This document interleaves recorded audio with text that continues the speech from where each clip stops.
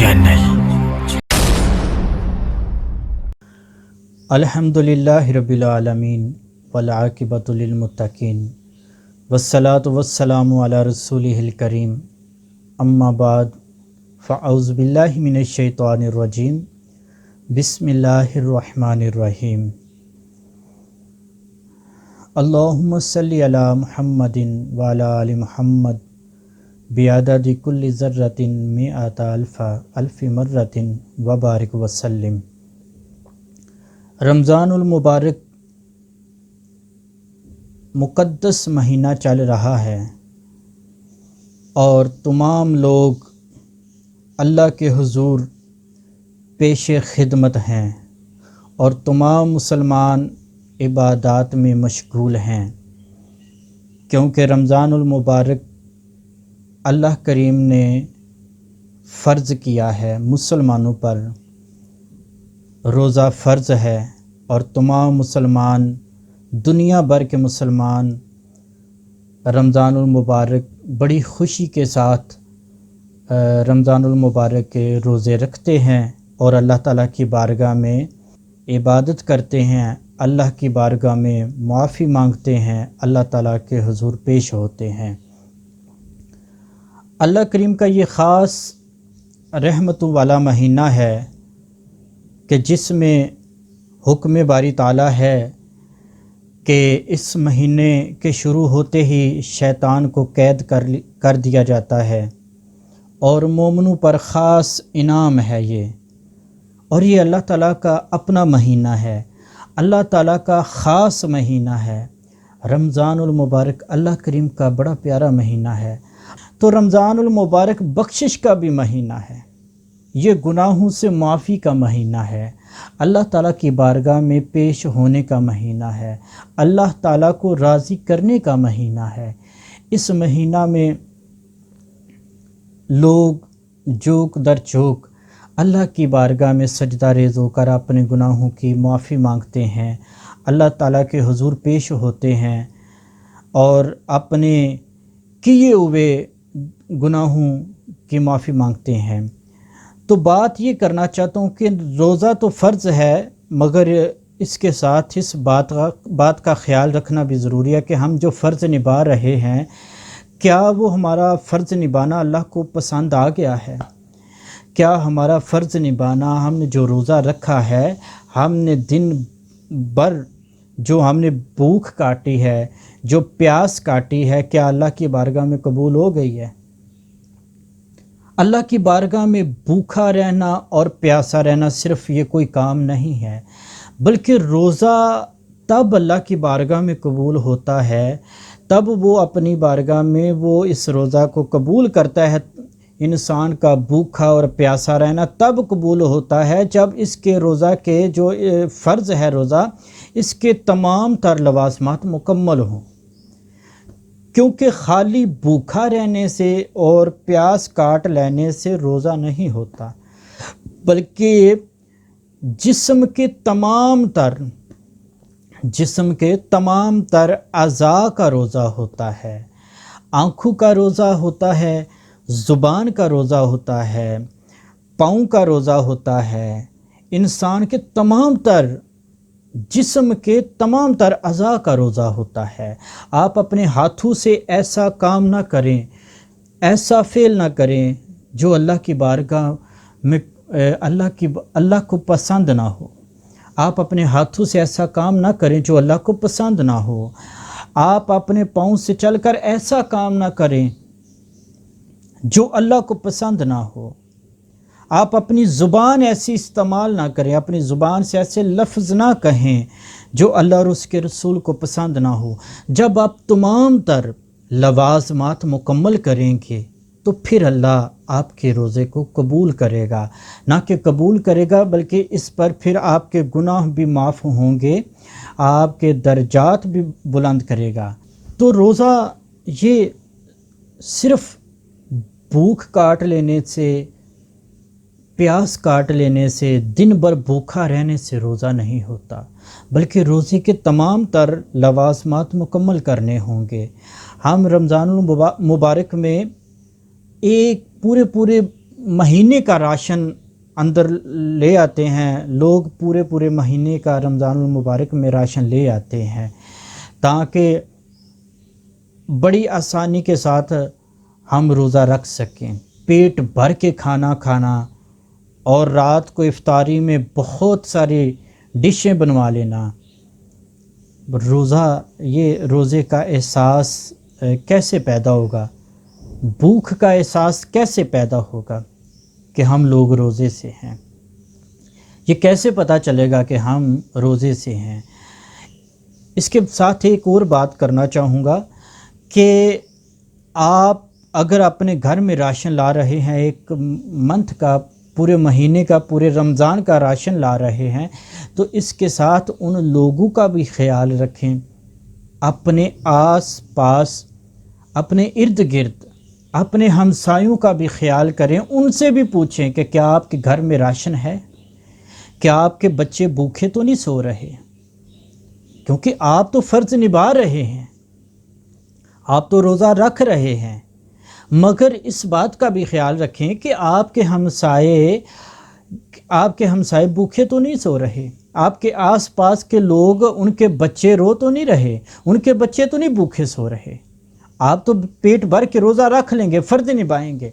अगर आपके बच्चे, आपके हमसायों के बच्चे, आपके आस पास जो लोग रहते हैं, उनके बच्चे भूखे सो रहे हैं, तो आप यकीन जानिए कि शायद अल्लाह आपका रोज़ा कबूल ना करे, शायद अल्लाह ताला आपका दिन भर भूखा और प्यासा रहना कबूल ना करे।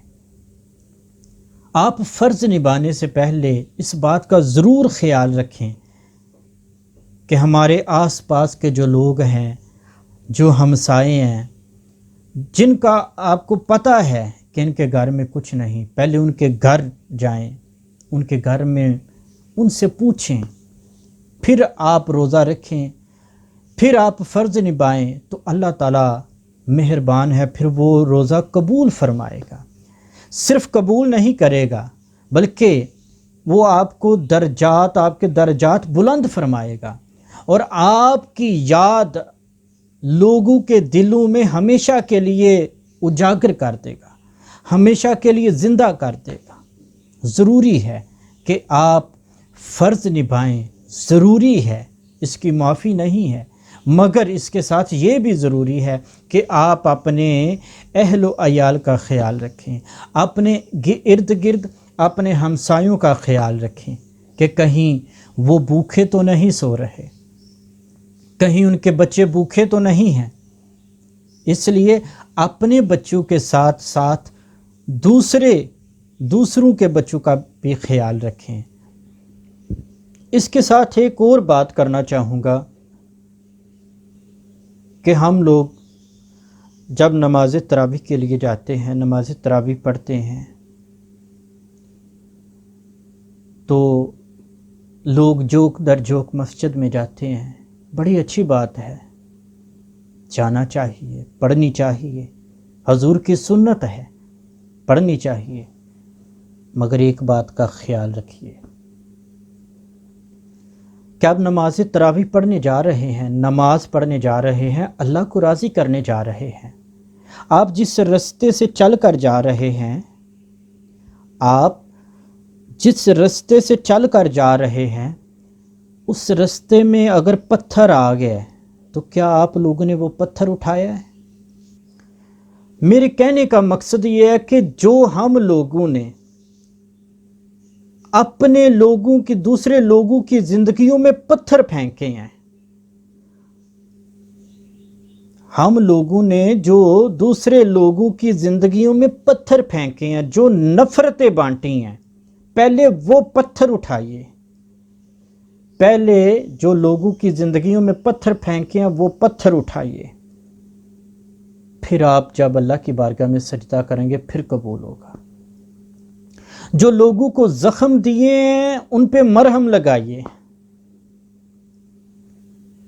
जो लोगों की खुशियां छीन कर उनको गम दिए हैं, वो खुशियां उनको वापस पलटाइए। फिर अल्लाह की बारगाह में सजदा करें, फिर अल्लाह कबूल फरमाएगा, फिर अल्लाह राज़ी हो जाएगा। आप رستے میں پتھر پھینک کر، لوگوں کی خوشیاں چھین کر، لوگوں کو غم دے کر آپ اللہ کی بارگاہ میں جھکیں گے، اللہ کی بارگاہ میں سجدہ ریز ہوں گے، وہ غفور ہے، رحیم ہے، وہ قبول کرے تو وہ اس کی مرضی ہے، وہ قبول کرنے پہ آئے تو وہ کر لیتا ہے، مگر اگر لوگوں کی خوشیاں چھین کر، دوسروں کو رلا کر، دوسرے لوگوں میں نفرتیں بانٹ کر اگر آپ اللہ کی بارگاہ میں سجدہ کر رہے ہیں تو شاید وہ قبول نہ کرے۔ پہلے فرض نبھانے سے پہلے یہ بھی فرض نبھائیں، کیونکہ اس فرض جو آپ فرض نبھانے جا رہے ہیں اس کے لوازمات مکمل کریں، جو اللہ کریم کے احکامات ہیں ان پر عمل کریں۔ جیسا کہ ایک بزرگوں کا شعر ہے کہ وہ کہتے ہیں کہ ٹال ہے مندر، ٹال ہے مسجد، ٹال ہے جو کچھ ٹہندا، ٹال ہے مندر، ٹال ہے مسجد، ٹال ہے جو کچھ ٹہندا، ایک بندے دا دل نہ ٹاویں، اس دل وچ رب سونا رہندا۔ ضروری ہے کہ آپ اپنی خوشی کے ساتھ لوگوں کی خوشیوں کا بھی خیال رکھیں، اپنے بچوں کے ساتھ دوسروں کے بچوں کا بھی خیال رکھیں، پھر اللہ کی بارگاہ میں جھکیں، پھر اللہ کی بارگاہ میں سجدہ کریں، پھر وہ غفور ہے، وہ رحیم ہے، وہ کریم ہے، وہ بڑا مہربان ہے، وہ رحم کرنے والا ہے، پھر وہ تمہارا سجدہ بھی قبول کرے گا اور تم سے راضی بھی ہو جائے گا۔ اور رمضان المبارک جو مہینہ چل رہا ہے، اس وقت رمضان المبارک جو مہینہ چل رہا ہے، اللہ تعالیٰ نے ہمیں ایک موقع دیا ہے، مسلمانوں کو ایک موقع عطا کیا ہے معافی مانگنے کا، مسلمانوں کو ایک موقع دیا ہے کہ آؤ میرے دروازے کھلے ہیں، میری رحمت کے دروازے کھل گئے ہیں، معافی مانگو۔ تو ہمیں اللہ کی بارگاہ میں معافی مانگنی چاہیے، ہمیں اللہ کی بارگاہ میں ہاتھ جوڑ کر سجدہ ریز ہو کر اس کی بارگاہ میں استغفار کرنا چاہیے، معافی مانگنی چاہیے سچے دل سے اور پکے ارادے سے۔ پھر وہ غفور الرحیم ہے، وہ معاف کرنے والا ہے، وہ ضرور معاف کر دیتا ہے۔ اگر اس کے محبوب کا واسطہ دے کر معافی مانگیں گے تو ضرور معاف کرے گا، کیونکہ اسی کا فرمان ہے کہ جب تم اپنی جانوں پر ظلم کر لو، اللہ تعالیٰ فرماتا ہے کہ جب تم اپنی جانوں پر ظلم کر لو تو تم میرے محبوب کی چوکھٹ پر آ جانا، میں تمہیں بخش دوں گا۔